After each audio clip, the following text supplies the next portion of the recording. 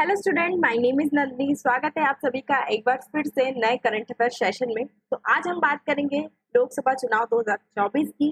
जैसा कि आप सभी जानते हैं, बीजेपी के द्वारा 400 पार का नारा दिया जा रहा था। कहा जा रहा था कि इस बार बीजेपी की सरकार 400 पार 400 प्लस सीट लाने में सफल रहेगी। लेकिन जब लोकसभा चुनाव के रिजल्ट आए तो इसने सबको ही आश्चर्य में डाल दिया। जहां बीजेपी 400 पार का दावा कर रही थी, वह पूर्ण बहुमत यानी कि 272 से काफी दूर रह गई। उसको केवल 240 सीट से ही संतुष्टि करनी पड़ी। भले ही एनडीए की सरकार बनेगी, लेकिन इस सेशन में अब सरकार को बहुत सारे ऐसे चैलेंजेस का सामना करना पड़ेगा, बहुत सारी ऐसी चीजों का ध्यान रखना पड़ेगा। उनके बारे में आज हम बात करेंगे। चलिए स्टार्ट करते हैं। जैसे कि इस लोकसभा चुनाव में है ना, जनता का मूड कैसा है, ये लोकसभा चुनाव में सबको पता चल गया है। ठीक है, 293 सीटें भले ही एनडीए ने जीत ली है, एनडीए ने जीती है और इंडिया गठबंधन को 232 सीटें मिली है ना। पर बीजेपी की बात करें तो ये 240 सीटें, मतलब पिछली बार से 63 सीटें कम इस बार उनको हासिल हुई हैं और लगभग 7% वोट शेयर उनका गिरा है बीजेपी का। ठीक है, तो अब ऐसा है कि बीजेपी को एनडीए के सहारे एनडीए के सहारे क्या करना पड़ेगा, सरकार बनाना पड़ेगा। तो उनको बहुत सारी ऐसी चीजों का ध्यान रखना पड़ेगा, कामकाजी फैसले लेते समय सबको साथ लेकर चलना पड़ेगा। ठीक है, तो सबसे बड़ा जो चैलेंज है मोदी सरकार के सामने ये है कि वो परिवार को एकजुट कैसे रखें। मतलब कि जो डिफरेंट डिफरेंट पार्टीज के साथ वो गठबंधन कर सरकार बना रहे हैं, उनको वो संभाल कर कैसे रखें, कैसे वो एकता बनाकर रखें अपने गठबंधन में। सबसे बड़ी ये उनकी दुविधा होगी। ठीक है, तो इस सब का उनको बहुत ज्यादा ध्यान रखना पड़ेगा। जहां पर हमने देखा है कि इस बार के चुनाव में नीतीश कुमार और नायडू ने बहुत ज्यादा अच्छा प्रदर्शन किया है, तो उनकी फैसले लेते समय उनकी भी राय बहुत ज्यादा मायने रखेगी मोदी सरकार के फैसलों में। ठीक है, नेक्स्ट चैलेंज क्या है कि जो नीतीश और नायडू हैं, ये पहले से ही विशेष मतलब अपने राज्य को विशेष राज्य का दर्जा दिलाना चाहते हैं। तो अब जब वो बहुत ही भारी बहुमत से जीते हैं, उनका प्रदर्शन बहुत ज्यादा अच्छा है चुनाव में, तो वो चाहेंगे कि वह इसका फायदा उठाएं और उनकी एक्सपेक्टेशन मोदी जी से और एनडीए से बहुत ज्यादा बढ़ गई है। नेक्स्ट चैलेंज क्या रहेगा, बीजेपी और जो सहयोगी दल है उनकी सोच बहुत ज्यादा अलग अलग है, उनमें बहुत ज्यादा अंतर है।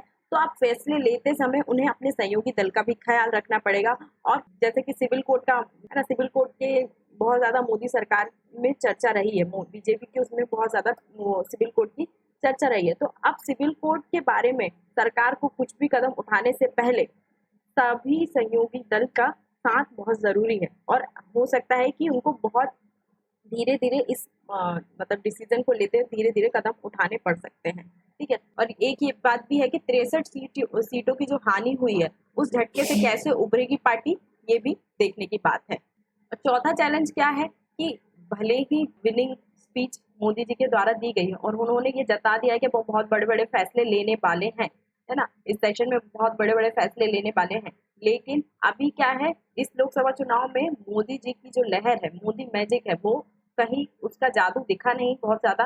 ठीक है, तो अब फिर से मोदी मैजिक को वापस लाने के लिए, मोदी लहर को वापस लाने के लिए उनकी पार्टी को बहुत ज्यादा कार्य करना पड़ेगा। ठीक है, नेक्स्ट चैलेंज क्या हो सकता है कि जो अभी महाराष्ट्र है, दिल्ली है, हरियाणा है, यहाँ पे विधानसभा चुनाव होने वाले हैं। ठीक है, तो यहाँ पर अब बीजेपी पर ये दबाव रहेगा कि वो यहाँ इन राज्यों में, इन क्षेत्रों में बहुत ज्यादा अच्छा प्रदर्शन करें।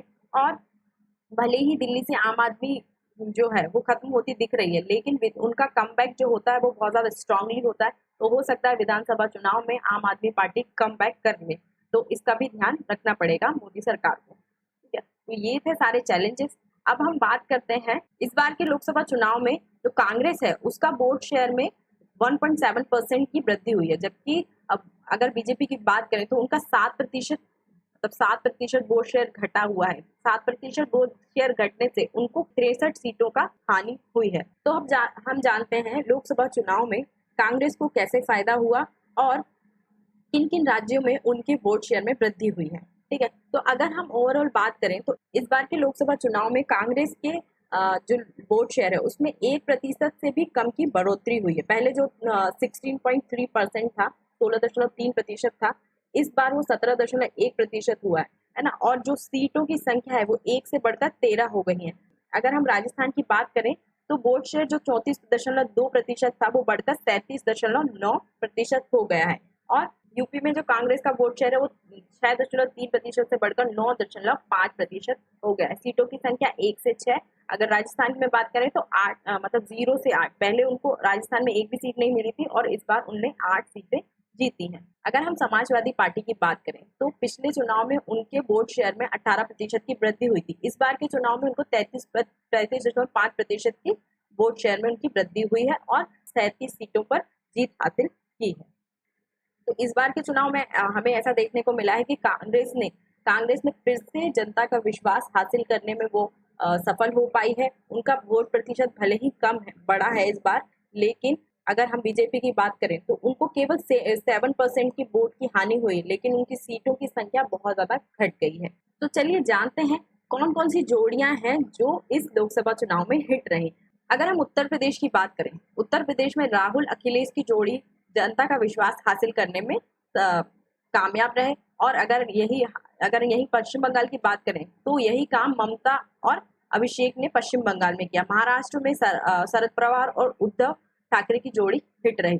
जैसा कि हमें पता है कि इस बार की जो मोदी लहर है वो उसका उतना प्रभाव नहीं हुआ है और जो बीजेपी है वो केवल जो बीजेपी 400 पार का दावा कर रही थी वो केवल 240 सीट पर सिमट कर रह गई है। ठीक है, 400 पार का दावा करने वाली है ना बीजेपी, जो इतना ओवर कॉन्फिडेंट थी कि 400 अब उनको सीट मिल ही जाएंगी, इतना ओवर कॉन्फिडेंट था उनको अपने आप पर, लेकिन वो 240 सीट पर सिमट कर रह गई। वहीं कांग्रेस की बात करें तो 234 पर उन्होंने जीत हासिल की। वहीं हम एनडीए गठबंधन की बात करें तो 291 सीट से ये सरकार बनाने में सक्षम। तो ये रही वो हिट जोड़ी, राहुल अखिलेश, उद्धव ठाकरे और शरद पवार, है ना। तो अब हम नजर डालते हैं उन कारणों पर जो बीजेपी का गढ़ कहा जाने वाला यूपी, उसमें उनको बहुत ज्यादा झटका दिया है ना। बीजेपी का जो खेल बिगड़ा है वो यूपी से ही बिगड़ा है।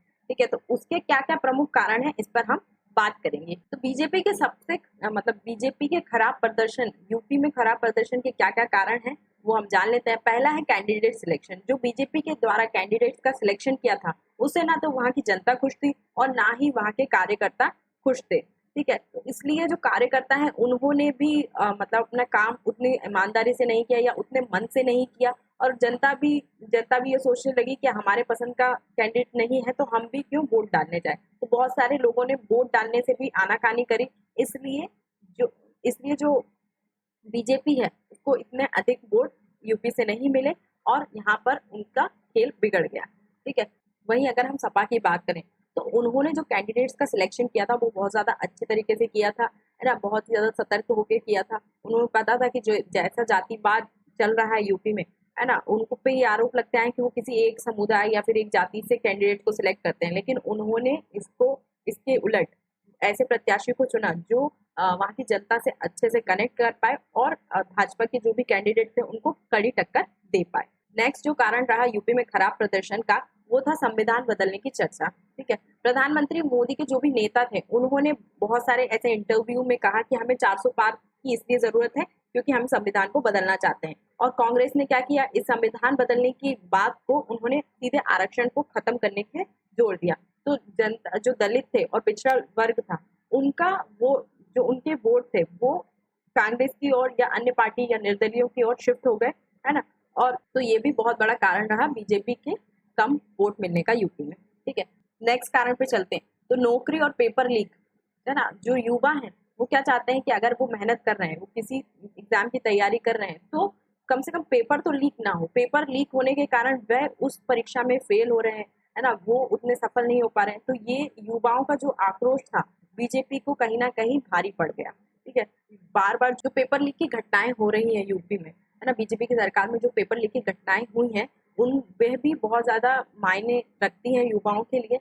जो युवाओं को कांग्रेस या अन्य गठबंधन की ओर उन्होंने शिफ्ट किया। और ये भी आरोप लगता है कि बीजेपी इतने ज्यादा रोजगार प्रोड्यूस नहीं कर पा रही है, इतने ज्यादा रोजगार लोगों को नहीं दे पा रही है, जिससे युवाओं में बहुत ज्यादा आक्रोश उनके प्रति बना हुआ है। ये जो आक्रोश है इस बार के चुनाव में नजर आ गया। नेक्स्ट जो सबसे बड़ा कारण रहा वो था मायावती के द्वारा कैंडिडेट का सिलेक्शन, है ना। मायावती के जो कैंडिडेट्स थे वो बीजेपी को फायदा पहुंचाने की वजह वो अन्य जो थे गठबंधन जैसे सपा और कांग्रेस का गठबंधन उनको ज्यादा फायदा पहुंचा गए, है ना। वो क्यों क्यों पहुंचा गए, क्योंकि जो जनता थी उनको वो कैंडिडेट पसंद नहीं है। जिस क्षेत्र में जनता को जो कैंडिडेट पसंद है उसके हिसाब से अगर कैंडिडेट उतारेंगे तो जरूर मतलब हो सकता है कि आप उस चुनाव में जीत जाए, लेकिन उसके उलट करेंगे तो कैंडिडेट जो जनता है उनके मतदान कहीं और शिफ्ट हो जाते हैं। ठीक है, तो ये सभी कारण थे, है ना, बीजेपी के खराब प्रदर्शन के इस बार के चुनाव में। कहा बीजेपी जो 400 पार का उन्होंने लक्ष्य रखा था, है ना, जो 400 पार का लक्ष्य रखा था, और अब जो केवल 340 पर सिमट कर रह गई, ये सारे कारण इस बार के लोकसभा में उनको नजर आए, और उनको जनता का मूल भी पता चल गया कि जनता क्या चाहती है। जनता पागल नहीं है जो मंदिर और धर्म के नाम पे वोट वोट दे, है ना। अब बहुत सारे लोग ऐसे पढ़े लिखे लोग हैं, है ना, जो रोजगार चाहते हैं और केवल धर्म जाति के नाम पर वोट नहीं देते हैं। तो जनता बहुत ज्यादा जागरूक हो गई है, वो केवल धर्म जाति के नाम पर अब वोट नहीं देती है। तो पार्टियों को ये सोचने या समझने की बात है कि वह काम करें और अपनी जिम्मेदारियों को समझे, तभी जनता उनको वोट देगी। तो आई होप आपको ये सेशन समझ में आया होगा, और अगर आपको ये सेशन अच्छा लगा है तो आप मेरी वीडियो को लाइक कर सकते हैं। ऐसे ही नई नई वीडियो को डेली देखने के लिए आप मेरे चैनल को सब्सक्राइब कर सकते हैं। अगर आप इनसे संबंधित नोट्स चाहते हैं तो आप मेरे टेलीग्राम ग्रुप या व्हाट्सएप ग्रुप से जुड़ सकते हैं, और सब्सक्राइब करना ना भूलें। Thank you.